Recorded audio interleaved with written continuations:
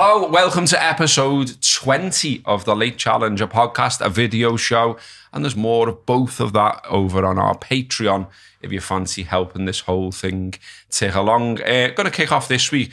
Well, a couple of things. First off, for those not watching on the video, we've got a little board in the studio and we put a phrase on it each week. And this week I've just put Jarg Armani, just because I just thought, well, why not? It came into my head, and once upon a time, people used to buy Jarg Armani. And there's even a lad on Twitter who's got that as his username. But when I've just put it on the board, Jacob, who's from Nottingham and is in the background producing all this, said, "Is that a footy player?" Did he? So there's that. That's brilliant. That's an. Do you remember when I came up with that idea? I still want to do that. We should play a game where you give a name and people have to say whether it's a porn star or a footballer. Jacob would be shit at that. Yeah, go for it. Maybe you know all the porn stars. So maybe we could do that one week. The other thing is that I bumped into Joe Campbell the other week, and obviously I don't expect you all to know who Joe Campbell is, but he is a filmmaker and founder of Culture City TV and a damn fine gent. But he compared us two to Statler and Waldorf regarding this podcast. He's been watching / listening to them all life. So I thought, we'll kick off the show by digging into that comparison. So this is what it says on Wikipedia.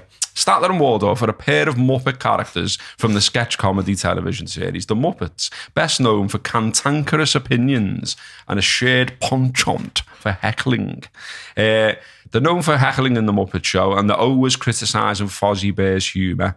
In contrast, they find themselves vastly entertaining and inevitably burst into mutual laughter at their own witticisms. Yeah. I mean, it's fucking quite accurate so far. I think when he said this, he doesn't realise how accurate he is. I don't think he does. I also like this as well. Despite constantly complaining about the show and how terrible some acts are, they always return the following week and occupy their usual seats in the balcony. Their reason for doing so are a mystery, even to them. And according to one version of the Muppet Show theme, Statler goes, "I guess we'll never know." Why do we always come here? Why do we always come here, yeah. And, you could argue the same about this, couldn't you? And about us and about this whole thing. But we keep coming every week anyway. Well, we know why we come here. 20 times. It's fun, innit? Yeah. I enjoy like it. Whether anyone else fucking likes it or not is another thing. But I love little things like that, because even as you're reading it, it just starts saying Statler and Waldorf are a pair of Muppets. And I was like, just leave it there. Yeah, straight away, accurate. Is that you? Yeah. Yeah, that's us, yeah. But then that one, I love how you laughed at that as well.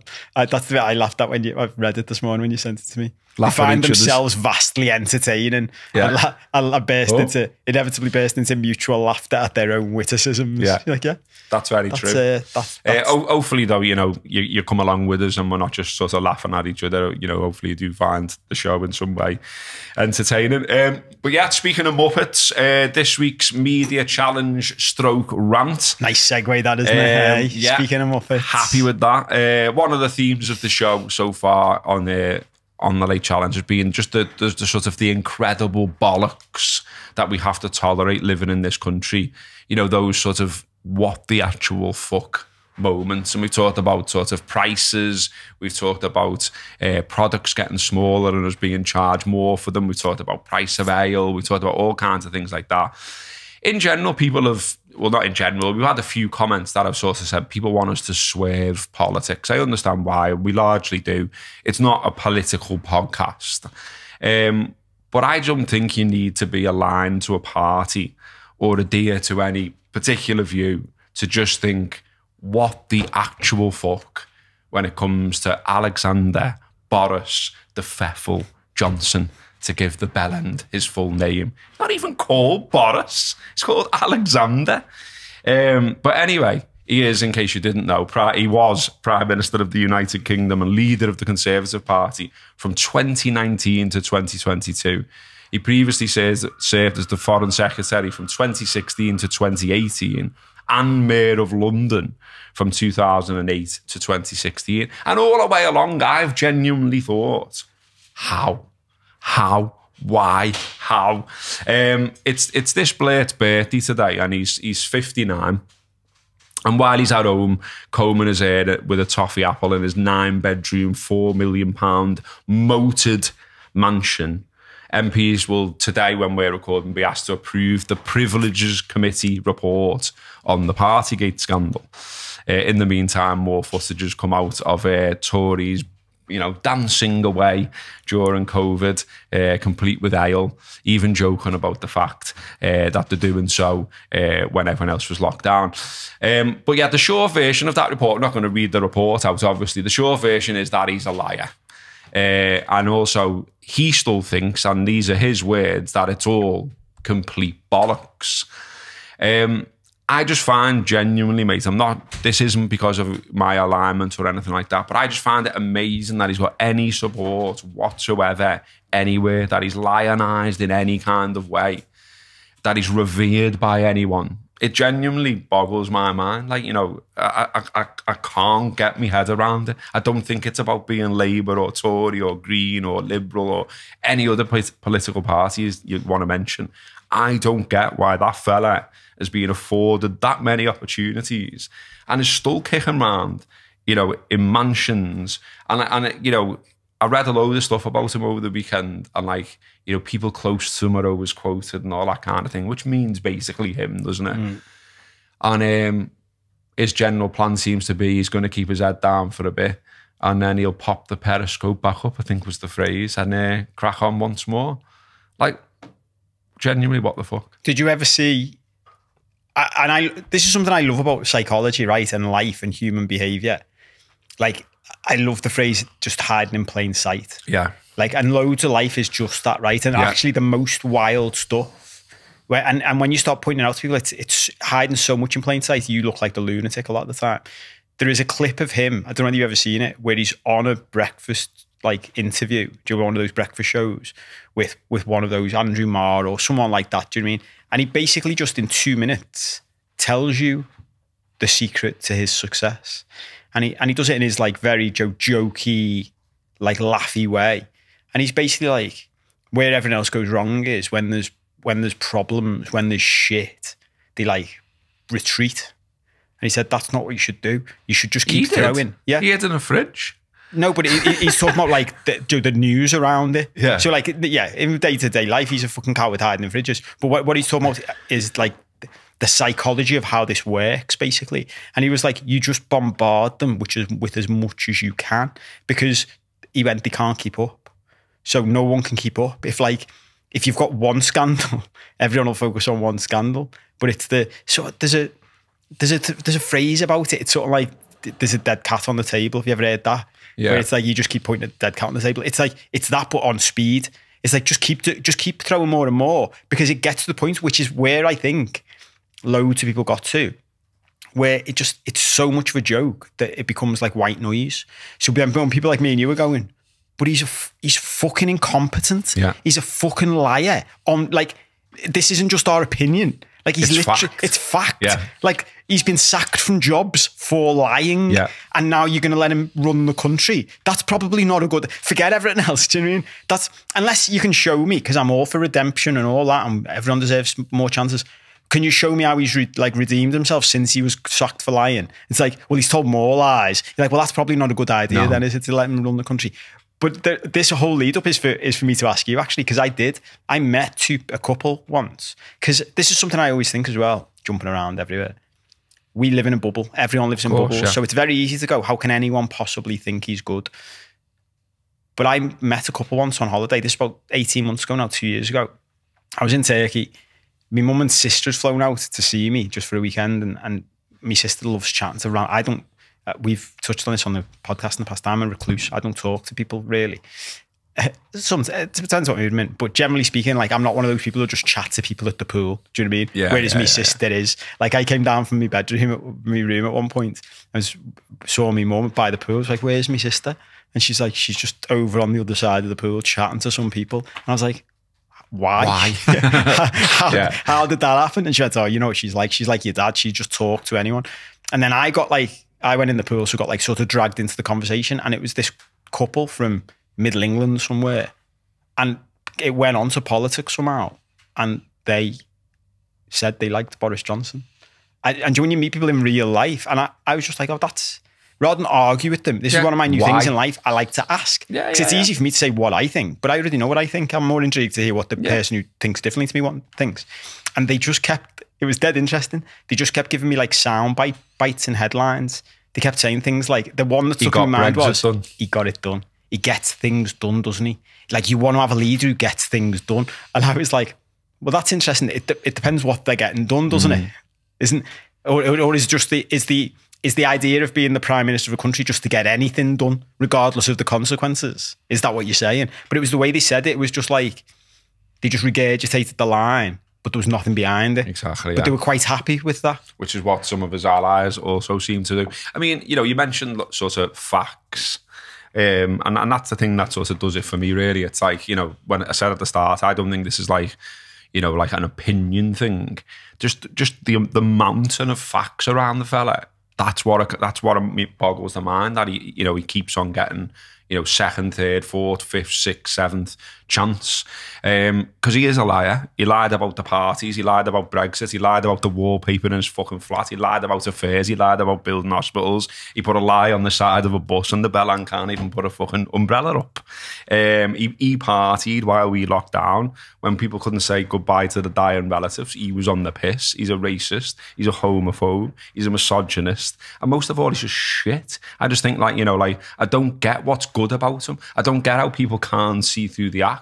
Like the ruffled up hair, calling himself Boris, you know, running in the streets in fucking terrible shorts and tops to say, oh, look at me, I'm a bit fucking wacky, like, and then getting in a car and going the rest of the way home. It's all a big fucking act. Like, I read a story, I think it was from Jeremy Vine, where he said, because he makes a fortune, this prick, out of public speaking. And like, you know, Jeremy Vine said he saw him turn up for an event, and he hadn't prepared. He didn't know where he was. He didn't know what the company was. And when he went out on the stage, and you know, you will have seen some of these yourself over the years, he was like turning around, looking at the sign and going, oh, it's the what? And doing all this kind of stuff. But then Jeremy Vine said he's seen him again at a different event, and he did the same act. And even to the point of demanding like a bit of notepad off someone and scribbling down suddenly what he was going to say. That was an act as well, because he did it twice, and he even wrote the same things down on the notepad, according to Jeremy Vine. So the whole thing is an orchestrated fucking act, and I don't know how people can't see through it. And so, you know, you've got this big litany of things that he's done, all the stuff he's got wrong, all the lies, and yet at the same time, he's going to get about 250 grand a year, 250 grand a time for public speaking. He's got a book that he's already had huge advances on. That's going to be part memoir and part a look at the future of politics, due to be out in autumn 2024. And he also, if you've somehow missed this, he's got a column already. He's got a column in the Daily Mail, of course, in the Daily Mail, a weekly Saturday column for which he'll be paid, quote, north of 500 grand, south of $1 million a year. So the first album was The Weekend Just Gone, and it was about how weight loss pills made him vomit, and he returned to snacking on cheese and chorizo. That was it. That was the column. Bear in mind as well, you've put a tweet in here as well from someone. That's his first one. Yeah, that's his opener. So for anyone out there who doesn't has never written any content or done anything creative like that, you might not realise this, but from people who do that, and have done that in different various forms, you know, over our lives. I think most people would say the same thing, wouldn't it? You want to start with a belter. You do your best one first. Yeah. So like, because you've got an idea for something. Like the first thing I ever wrote for the Anfield Rap was something I'd written. I'd never written anything before for them, for Footy. And I was like, I think it might be, like, it's something I really want to write about. And I sent it to Neil and Josh and said, what do you think? Any good? And they were like, yeah, sound, we'll put it up. But it wasn't about cheese and chorizo. Do you know what I mean? Like that's his best. That's when he's sitting there thinking, what should I do? He's just like, yeah, that'll fucking do me. And that sums him up. Like those stories about the public speaking sums him up. But my big thing about all this is, and I've got this phrase, and I think by the time I die, I'll have a number of catchphrases I've just like silently taken through my life. I used to do it in work. Do you know, like I'd be working like 12-hour days in big corporate firms, and like there'd be some trainees or some like lawyers who just go home at 5 o'clock. You just see them packing up and going home. And I'd be sitting there at midnight still working, and there'd be someone else there like moaning at me about the other person. And I'd just go to them, yeah, but who's the cunt? And they'd be like, what? I went, he's at home watching telly and we're sitting in the office working. We're the knobheads, not him. Like, we're all pissed off with him, but he doesn't give a shit. Like this, people like Boris, for me, the really sad part of this is it's a really sad reflection of the country in which we live and the society in which we live. That's that he can get me out of. That he can get to, like, the fact that he can, like, if you'd have said, just described all that stuff right and said he's got a column in a national newspaper, I'd be like, well, that's bad enough. If you didn't know anything about him. Yeah. But I'd go, he's run the country. But that's it, like, that's the mad thing. It's bad enough he's got a column, but it's in the Daily Mail. And I don't think I've ever said this line, but since we started talking about papers at the start, my whole thing on all newspapers is they're all just different forms of comic book.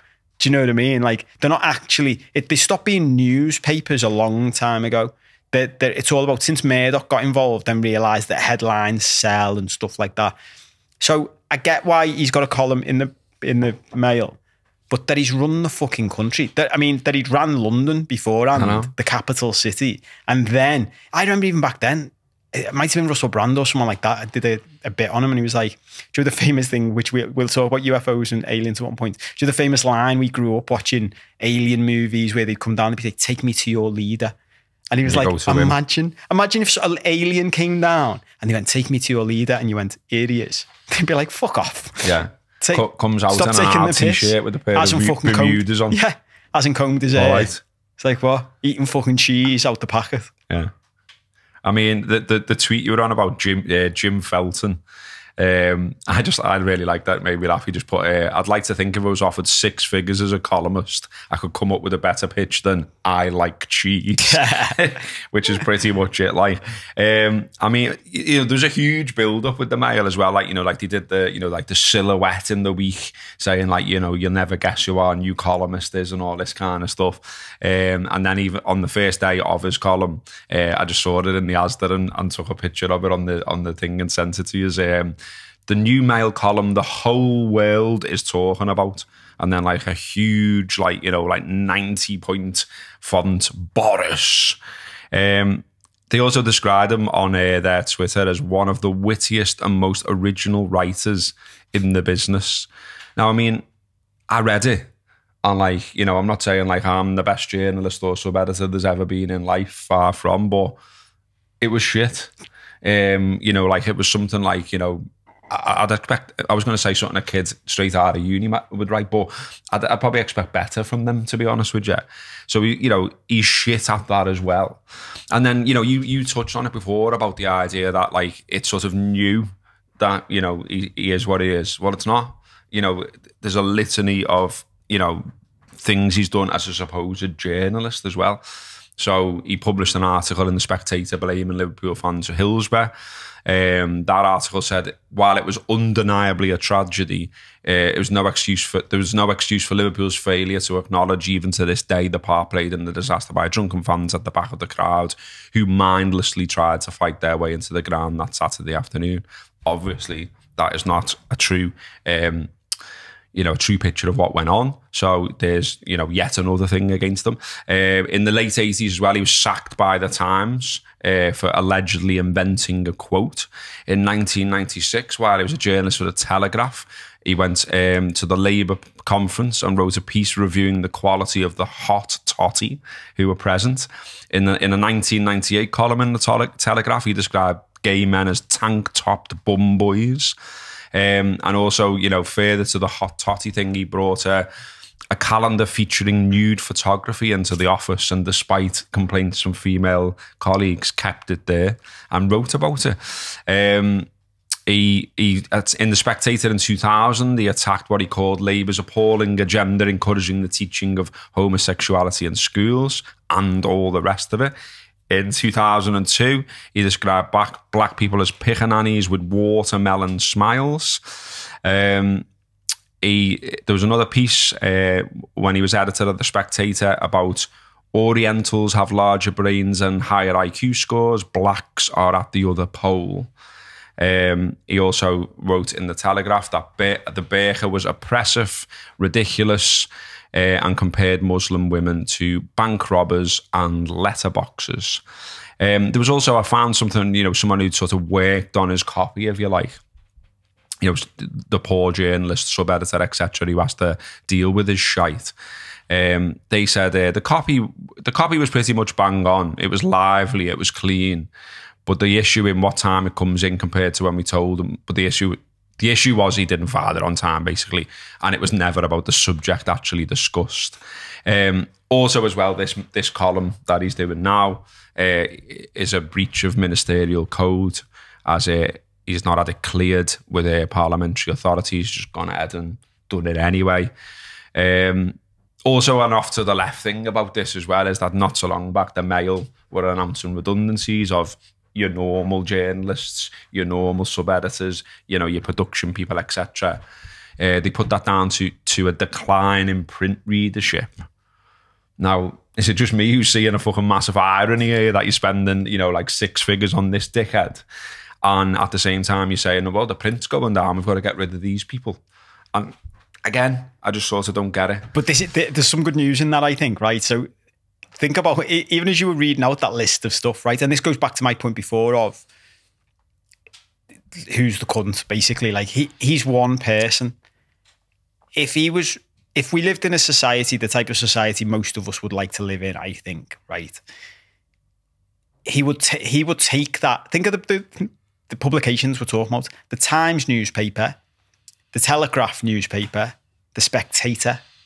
Now, each of those purport to be like highbrow type publications, don't they? If you told me he was getting these pieces published in the Daily Sport, I'd be like, or the Sunday Sport, I'd be like, yeah. Joe, we've joked about them weeks ago, didn't we? Like the type of like topics they have in there, and everyone knows it's a proper comic book. And we ripped Adrian Charles, didn't we, about the shite he writes? Exactly. But this is worse. But and this is shite. But think about it. It's being approved by a number of people before you get to see it in these publications, and those people are approving it because they think, and they've probably been proven to be right in the past, that people want to read it.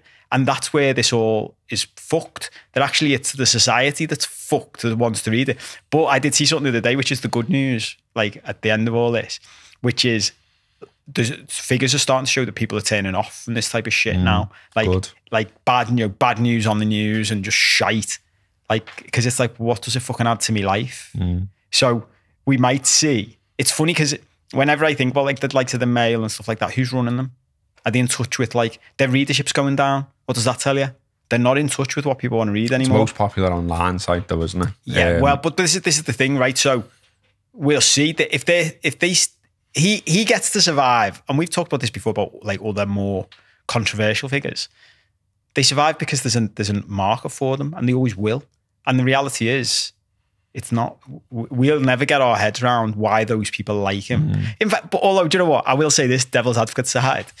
I've always said about people like him, the thing he gets away, the reason he gets away with stuff, he has got that affable, like jokey character, hasn't he? And I remember seeing this and thinking, yeah, but that's on you, not on him. Like some like senior MP who was, I can't remember who it was, but someone who comes across as quite respectable and steady and someone who might be decent to be an MP. They said the problem is you go into a meeting with him, like want to have a go with him, and want to tear a strip off him because of what he's done and all that. And he's so affable and charming that he'd turn you around while you're in there and you'd leave the room laughing, forgetting what you went in for. And I remember thinking when he said that, yeah, but that's on you, not on him. If you go into that room, you can't just let him tell a few jokes and then go, forget it then. Do you know what I mean? Fuck whatever policy you've just approved that's going to like kill a load of people. That's the mad thing for me. And at the same time, I suppose it's weird, this, isn't it? Like, there's a part of me that doesn't blame him because he's just getting away with what he can. Do you know what I mean? Like, think about it with kids, right? He's a knobhead. Kids, yeah, I know he's a knobhead. And yeah, there's two sides to this for me because I always say this thing, I let people off till they're 18, and once they're 18, then it's on them. Goes back to what somebody was talking about the other week, about litter and stuff. Was that on the Patreon? So yeah, he is a knobhead. But I think my biggest thing is he shouldn't be able to get away with it. And if we didn't let him get away with it, if there weren't enough knobheads letting him get away with it, he wouldn't. Do you know what I mean? Yeah, well, on we go. Rishi Sunak once described Johnson as one of the most remarkable people I've ever met. And he's expected to swerve the vote today regarding Johnson on that committee report. Yeah, but that's funny, that, isn't it? Like, I love words like that. Because you can say about someone that they're remarkable, I mean a whole like host a of things. remarkable prick. Yeah. Because that is remarkable, isn't it?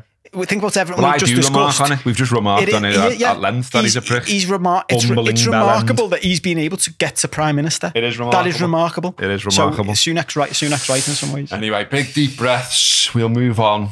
Are you going to go straight into Tyler, or are you going to? No, I feel cleansed. No, I'm going to do my fact next. Spoilers there about the next bit. I know. But yeah, I'm going to do my fact next just to move on. So shake it off. I think you need to do some like somatic. Have you ever talked about somatic shaking, like the way animals do in the wild when they had a bit of a shock, and they shake. Yeah. To get rid of it. We don't do that enough. But it's a healing technique. Oh, there you go. Try it. Give it a go. Give it a shake. Shake Boris Johnson off. Yeah. Right. Okay. Fact of the week then. These are still going. They are still applicable to the city because people said that's what they wanted them to be about. But it's a bit of a footy one this week. It's a bit of trivia. So you basically said like you rated quizzes last week. So I'll obviously put in a quiz question then next week. So there's only one player in the history of Liverpool and Everton who's appeared for both Liverpool and Everton in Merseyside derbies in the same season. Who is it? Say it again. So there's only one player in the history of Liverpool and Everton who's played for both clubs in one season in the derby. So so they played in one derby for Liverpool, and then in one derby he played for one side, season, and then in the next derby he played for the other side in the same season. Oh fucking hell! Yeah, that's wild. Only one player's done it. That's wild. Yeah. Well, I'll guess it, but I'll show you how little I know about stuff. So the first name that came into my head was Nick Barmby, but I'm pretty sure I remember him signing in the summer. So, and then after him it was Beardsley, but I can't imagine Beardsley moved mid-season from one to the other. So go on. Abel Xavier, yeah. Fucking hell. It's a good one, that, isn't it? I wonder if I'd have got to him eventually. I wonder how many guesses I'd have needed. It's a good one, that. I've nicked that from Jed Ray, who is Liverpool FC's that's a really good one, that, yeah. Statistician. Is that right? Yeah, got there in the end, kind of. His boss, Jed, as well, so I thought I'd give him a little credit for digging that one out, spotted that on the site and thought, ooh, love that. Didn't he score in a 6-0 win for us as well? Against Ipswich? Can't remember That's mad. My brain, going back to what does our brain remember? I'm not going to remember people are like, do you remember the European Cup final in 2001? I'm like, no, not really. But I remember Abel Xavier scored a goal for us in a 6-0 win against Ipswich. Pretty sure. I just remember him being not very good. Why did we buy him? I don't know. Was that Houllier? Yeah. That's mad though, isn't it? So we bought him mid-season. Yeah, so he played for Everton in their 3-1 home defeat by the Reds at Goodison Park, and later for Gerard Houlier's side in a 1-1 Anfield draw in 2001-2002 season. Onto the footy then. We're doing a bit of football challenge this time around is Martin Tyler. So Martin Tyler is leaving Sky Sports this summer after 33 years with the organisation. He's been commentating on the Premier League every season since it began in 1992. Peter Drury is to replace him. He's been the voice of NBC Sports. He'll continue to do some US stuff on a Saturday, and then he's likely to have the main game on Sunday or Monday or midweek on Sky. Sort of what we're going to talk about a little bit with this, I thought was summed up quite well by Football 365. Just, a headline that made me laugh, and it said, Man United, Liverpool and Arsenal fan Martin Tyler leaving Sky Sports in dramatic shake-up. I mean, so you get it, don't you? I was made up you put that in, Yeah, because loads of fans think, like he's biased against their side and not enthusiastic about their side. I've got to say, I am with that clan though on the red stuff. I just thought as time went on, he just didn't sound enthusiastic about Liverpool. And look, it likely is a bit of, bias and all the rest of it, because we are wired in a certain way and we do support a certain club. And look, there were some good times with them, some commentaries that stick in my head. And I mean, Collymore closing in obviously is one. But then I can remember, going even further back, sort of, Barnes against Aston Villa. Barnes with as much strength as he can muster. oh my word, and what can you do about that? Me and my mates still say that commentary now because, one, it was a boss goal, and two, we're a bit daft. But the other one that Reds tend to remember is just an absolute indifference to him scoring, to Benteke scoring at Old Trafford, an overhead kick, no less.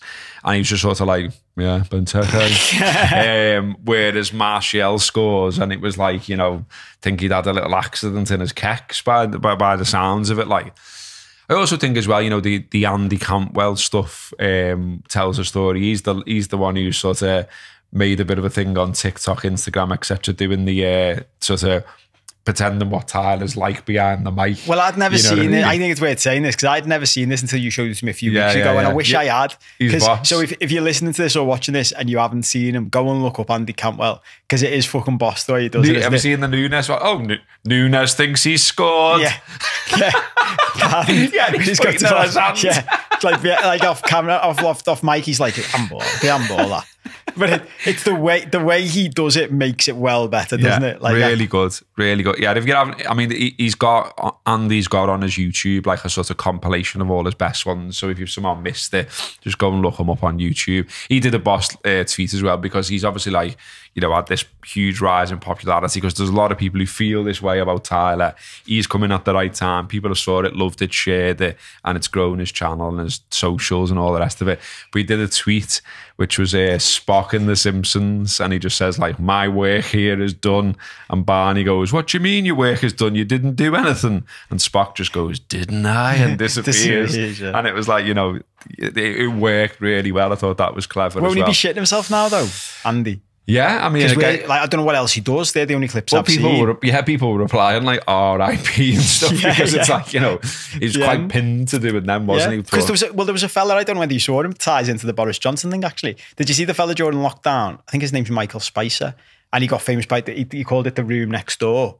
And he did this thing where he pretended he was just sitting there and he just filmed himself and he just spliced it with like interviews with politicians. And he's clearly like of the left of centre way of thinking. So he just pretended he was like sitting in the room next door telling politicians what to say. And it started with Johnson and the one about when the fellas go to him, what do you like doing in your spare time? And he said painting buses. Seen that clip? No. Johnson starts going, no, I'm not sure. And then he just goes, actually, I like painting little buses. But this guy got dead famous and dead popular. It was dead funny the way he did it. You're like pretending he's talking to him, then going, for fuck's sake, don't say that. Yeah. Whatever you fucking do, don't say that. But then once lockdown finished and those things, it was sort of like, what are you going to do now? It's one of them where like, I feel a bit bad because I really liked him and watched all his stuff while he was doing all that. And afterwards, now I see his new stuff and I'm like, oh, it's not as good. So I feel for Andy. So I hope he's got a... Yeah, fingers crossed for you, mate. There's other commentators, aren't there, that like, sort of do people's heads in and stuff like that, So maybe he could develop something similar around that. He's got a bit of a theme, a bit of a niche, hasn't he, around that. But yeah, what's your thoughts generally then about Tyler being no more and it's live and all that? Well, I think it's funny because obviously I'm aware of the whole Liverpool fan thing. I've never really been into it. But only because you said something before, which is probably sums up what I've thought for a while. Well, two things. One, he's 77. Yeah. And two, everyone thinks, so like Man United, Liverpool and Arsenal fan Martin Tyler, that does something that's funny. Everyone thinks he's like that.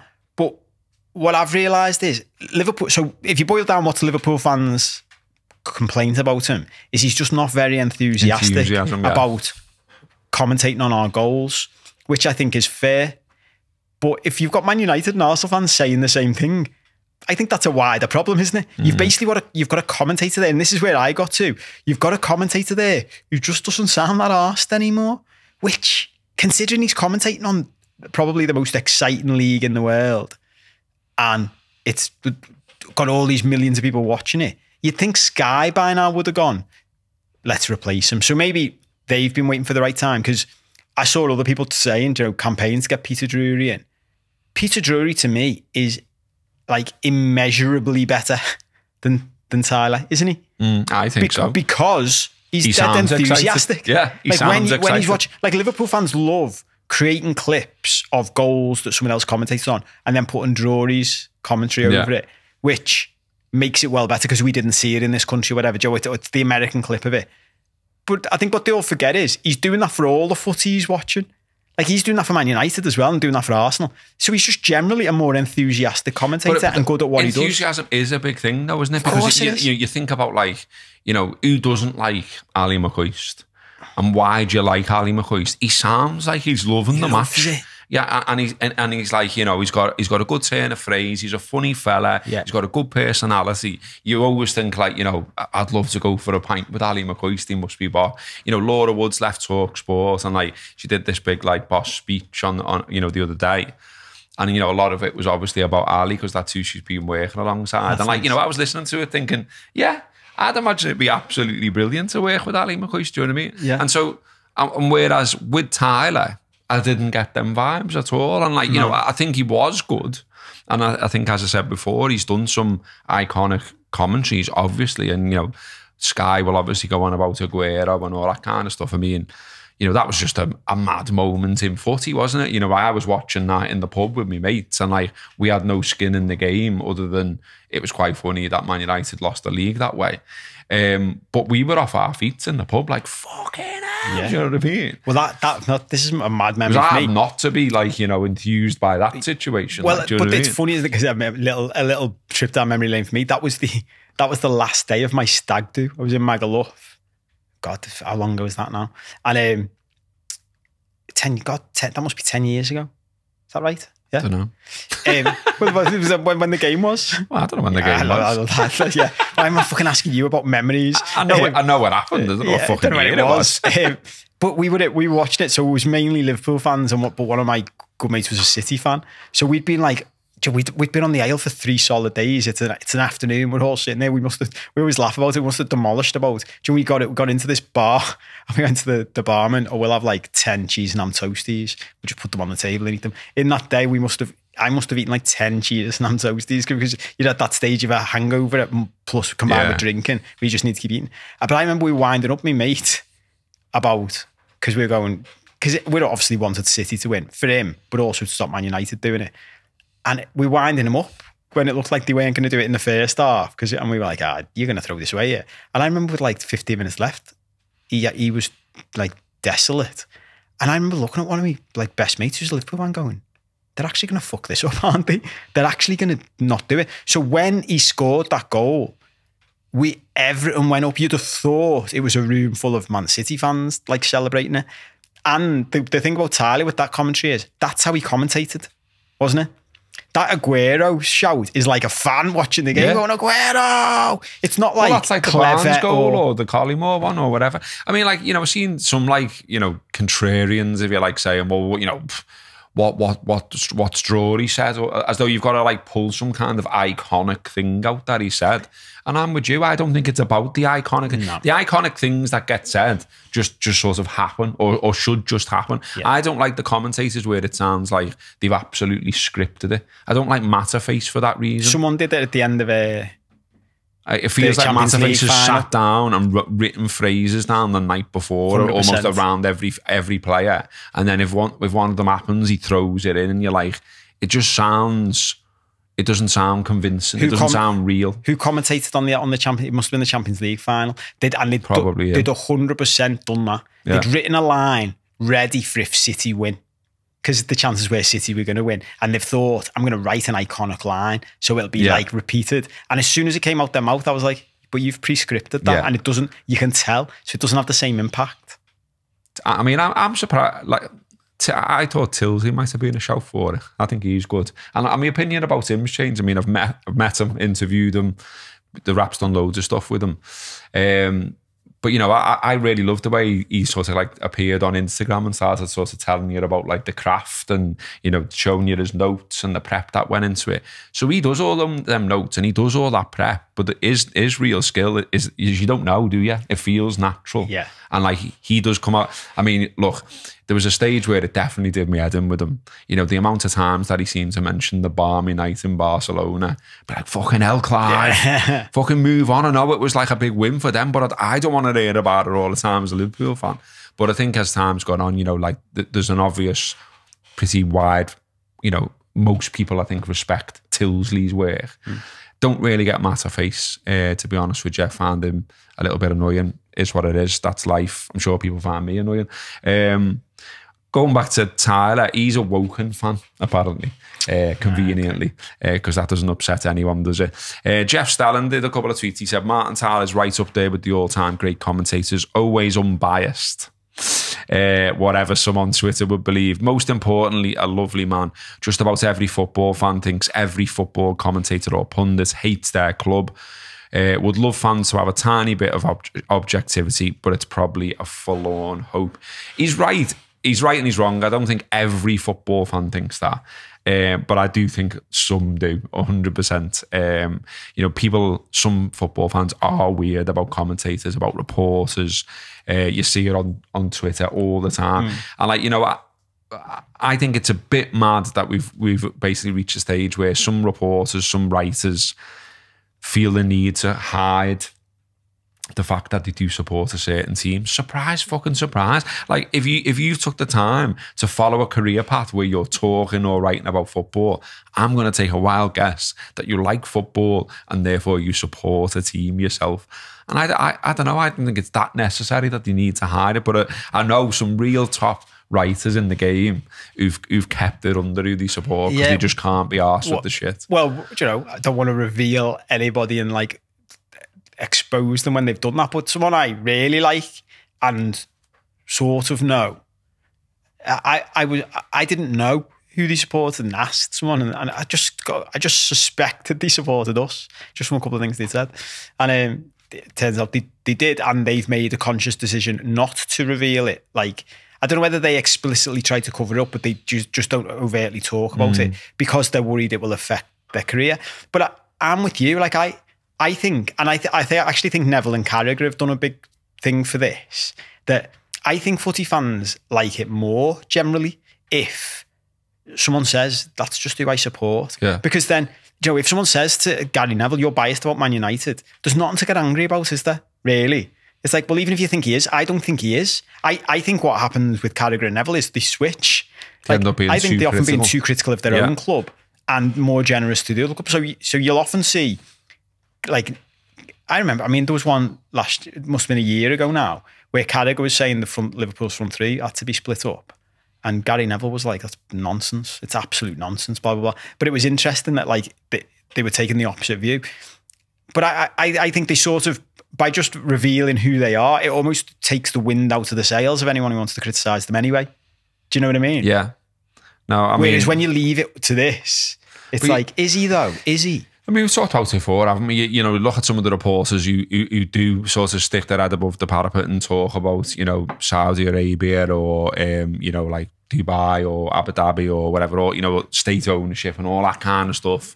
The amount of shit that they get, it's like, fucking hell. And I've seen some people saying, some of the journalists saying that some of it was starting to translate into real life now as well. Because I've talked, haven't I, about, that some of the stuff I did, obviously I got plenty of shit online, but never got any in person. It's a bit more worrying if it's not swapping in person to certain reporters, etc. Yeah. I think, that's a bit of a step in the wrong direction and a worrying one. In terms of the footy as well, just on the footy on the telly, seems like a really big summer for change because obviously Tyler's gone, Drury in, I mentioned Jeff Stelling before. He's jacked it in now as well. Jeff Shreves as well has been apparently told to take a pay cut. And so it's up in the air whether he'll stay. A load of other reporters that we're sort of used to seeing on the screens on Sky, they've been binned off. Graham Souness has left. Jake Humphrey's gone from BT Sport. Mentioned Laura Woods leaving Talk Sport. She's been linked to that job. And it's not even going to be BT Sport next season. It's TNT Sports because Warner have bought the whole thing basically, and it's all getting amalgamated with Eurosport and what have you. So it's all going to change. It's all going to massively change. You mentioned, you touched on it there, like what you want from it, what you think's the good and the bad of what we see from those channels. Humphrey's another one, isn't he? Where a lot of Liverpool fans aren't going to be sad to see him go because he was grim around what happened in Palace. And I think it's very strange that he's never ever gone back and rectified that. Do you know what I mean? In a true sense, you know what I mean? All it would have took was him to say, this is the reason I talked about it in the manner I did. That was the information I had. I got it wrong. And if I could go back and, you know what I mean? He could have. I thought he did. Nah. I thought he did though on the night. No. At the end of the game. That's why people are still haranguing him now about it. Oh, I thought I saw, because I was just about to say, this is an interesting question for me, because I'm watching more footy at home now than I ever have. Like, I used to be at the game all the time, so it wouldn't matter to you that much, would it, who was commentating and stuff? People would moan, you'd be like, oh, I'm not arsed. But I watch pretty much all my footy at home now. So I've been thinking this about Jeff Stelling, and like, going back to the Tyler thing, like, I know I might do people's heads in doing the devil's advocate thing all the time, but like, some sympathy for Sky. Like, when you're a big broadcaster like them, and you've got someone like Tyler, who's a safe pair of hands for your main shows. Ish. Yeah, but he's not. Bear in mind, he was a bell end about Hillsborough, and not to apologise. I know that. I knew you were going to come on to that and read it out. And that's something I wanted to say as well. For people who talk on microphones publicly. Oh, yeah, sometimes you'll say the wrong thing. Sometimes you just 100%. say something, and like, even when you read the quote, do you want me to, shall I read it out? Where was it? We'll find it in a minute. When you read what he said, you can see how you can judge it like harshly, critically, and say that's awful what he said. But when he apologized and said that's not how I meant it, and he's just speaking up like in an interview, I can have sympathy for it. Do you know what I mean? Because I've said things, you've said things where, and I don't get me wrong, I'm a bell end as well. I find myself judging people on telly and like commentators. I'll find a commentator will say something. Steve McManaman's the worst one for me. He'll say something and I'll be watching him going, fucking hell, Macca, that's a stupid thing to say. That's fucking crap. And then the nice side of my brain goes, yeah, but mate, he's just fucking commentating live on telly. Like, if you asked him after the game, if you could go back and re-say that one line, would you re-say it? He'd probably go, yeah, it just didn't make any fucking sense, did it? Do you know what I mean? Yeah. Like, there was the example I was thinking of just popped back into my head. I was watching, it might have been the final, and Joey's going about, there was a collision, and he said something like, when he was watching it live, he went, that's not a foul, that's not a foul. And then they showed the slow motion replay, and one fella stood on the other fella's foot, and McManaman went, yeah, I mean, you can see on the replay, he stood on his foot there, hasn't he? But that's not a foul. You've just got to get on with the game. And I just laughed and went, I'm literally going to tell you, Macca, that's literally the definition of a foul. Yeah. You're not allowed to stand on the other fella's foot. You're allowed to say, I just got it wrong there. Oh, yeah. Just say you got it wrong. Yeah. Just go, oh yeah, it is a free kick, isn't it? He stood on his foot. Yeah. But again, like, the critical, judgmental side of me is going, oh, that's shit. But the nice side of me goes, yeah, but when you're talking live on anything, the number of times I've been at a wedding this weekend, and on the way home saying to Siobhan, like, it wasn't my family, her family, most people I'd never met. The number of times I'd be in a conversation and walk away from it, and my brain's going to me, why did you say that then? That was weird. That thing you just said then was really weird. And I'd be like, I know, yeah. If I could go and do that again, I'd change that line. But fuck it, I can't now, can I? Do you know what I mean? Yeah, and you've just got to crack on. The Hillsborough thing, which you mentioned there, this was 10 months ago. He did an interview on Radio 4, Tyler, and he said he was, he's obviously talking about his career and everything else. Says a great adventure, 3,000 live matches later, not all commentated by me. Thankfully for the public, it does seem like it worked. And then he talked about sort of like where football was and where football is. And he says, you've got to remember football was in a bit of a crisis at that time. We weren't that long after Hillsborough and other hooligan-related issues as well. So it was very much a difficult time for the game generally. I mean, I think, we weren't that long after Hillsborough and other hooligan-related issues as well. Well, he's put the two right next to each other in a sentence, and people are obviously going to point out that it was not a hooligan-related issue. There's loads of condemnation. He issued an apology.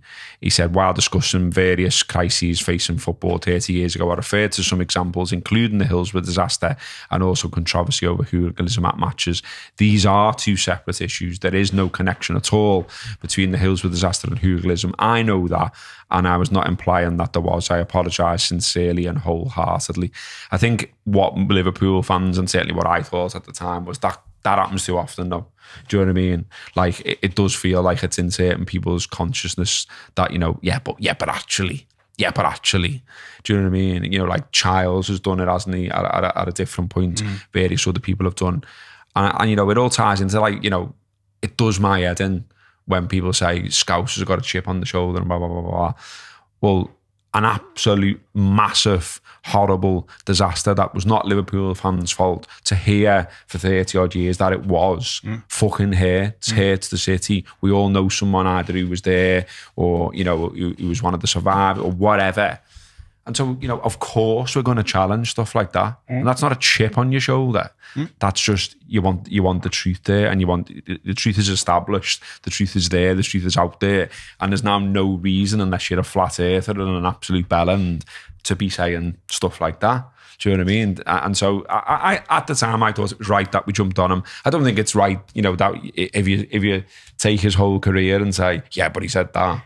Yeah, I'm not trying to do that, by the way. I'm just trying to say, you know, the fact that he said that, though, 10 months ago, to me would be another one where if you're the employers, you'd just be sort of like, he's not handled that particularly well there. And maybe this is another sign to say, it's time to step down. Well, look, mate, for all we know, that is what's going on behind the scenes, isn't it? Like, there will be a number of factors that, and even the stuff we're talking about him just being a bit, if you're running Sky, and you're like, we've got too many Man United, Arsenal and Liverpool fans.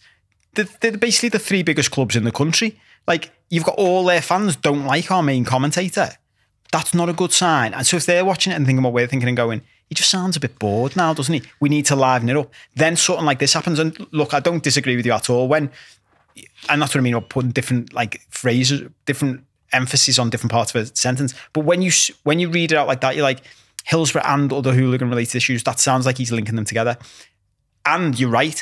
I used to work in London, and it's hard to explain this to Liverpool fans who haven't lived elsewhere and stuff. And it's a very difficult topic to talk about without getting yourself in trouble. And I'm conscious of that even as I'm speaking now. But the reality is, the line that was peddled for a long time about Liverpool fans in Hillsborough set in lots of people's consciousness. 100%. And for Liverpool fans to expect that just disappears because, you know, justice was done in the end. I mean, we've talked about this in the past, getting deep now at the end of the show, but I don't believe in fairness and justice anymore. I don't think it is justice that, you know, a court of law or an inquest says something that was always true 30 years later when people died. In what sense is that justice? It's not. It's a strange thing we talk about. It's truth, though, isn't it? Or it's an acknowledgement of truth. Yeah, exactly. Well, and that ties in well to this, because where I come from it is, like you just said about Jake Humphries there, it's like, okay, well, what do we actually want? What is enough? And I do this in my own life day to day, right? And with people I coach, it's like, come back to what you want, because if you never specify, someone said this to me years ago, like before I'd done any like coaching work or anything, he was just in business. He went to me, what are you trying to achieve, Paul? And I went to him, what do you mean? And he went, if you don't know what you're trying to do, how do you ever know that you're winning? And I think what happens too often is we don't know what we actually want. So like, think about this. So let's give humans the benefit of the doubt. Tyler might have this in his consciousness, whatever. That's what he thinks. But whether he wrote it or not, his response was, everyone gets on his back, and his response to say this, this morning, while discussing various crises facing football 30 years ago, I referred to some examples, including the Hillsborough disaster and also controversy over hooliganism at matches.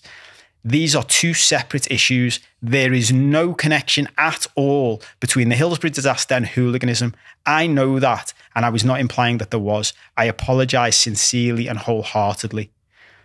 Now, for me, it's like, if that isn't enough, what is it we want? Oh, no, yeah. Do you know what I mean? And so for me, it's like the mistake's been made.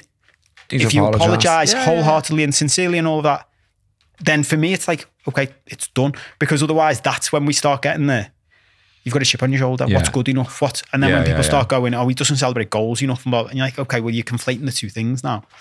I did think, I do, maybe this is just me, but like, I do think it almost feels like, you know, Henry Winter trolls Footy fans with some of his tweets, like, because he obviously commented on it, and he says, Martin Tyler is one of the greats of broadcasting, dedicated, unbiased, meticulous in his research, eloquent in his delivery, and with that vital commentary skill of going through the emotional gears at the right time. Fabulous innings at Sky. Like, it's almost like, I know yous all say this, that he doesn't sound like he's into it, but actually he is, and he's one of the best at that. And so I'll put that out, and I'll just turn my comments off or whatever, you know what I mean? Yeah. I'll just go and pour myself a glass now. So Carragher as well, obviously worked with Tyler for years, and you know, you'd expect him to be positive about him, really. He obviously sees a different side to him than we all do. He says, I listened to Martin Tyler commentating on Everton's greatest ever game against Bayern Munich in 85. He commentated on my full debut and the first goal for Liverpool as an 18-year-old in 97. I then had the privilege to work alongside him for 10 years, highlight being an Origi last minute derby winner. Martin's one of the all-time legends, and Aguero is one of the iconic commentary lines in the history of the game. I just thought a little contrast to Jamie Carragher and then my son. When I told him yesterday, when he knocked with the the Father's Day presents and cards and whatever, I'm in mug here. He said, is he the one who commentated on FIFA 20? Which tells you sort of about how life has changed and all the rest of it. So I thought that was quite amusing. But yeah, should we leave it there then? That's been another late challenge show. 20? What? That's 20. 20 free shows, yeah. And then we've obviously got, how many paid for ones now? 7 have we done? Yeah, I said the wrong number at the start of that one, didn't I? Yeah. Which I knew after I'd done it, when I was like processing it to put up, I was like, yeah. It's funny when because I'm the one processing them before we post them. Like I told you, like I made a comment in it, and as I made it, I was like, talking about saying things live, my brain was going to me, this is an awkward, weird thing to say out loud on a podcast. And then I was like, should I edit it out? I was like, nope, that's not the point. And like the episode 6 thing was like, got that wrong. It happens, doesn't it? We put microphones in front of people from time to time. We talk shit. Well, in our defense, we did say before we started recording this that like the whole podcast idea, I suggested calling it talking shite. So, I mean, we are like unashamedly saying that's what we're doing. 20 episodes of talking shite. Stay with us for more.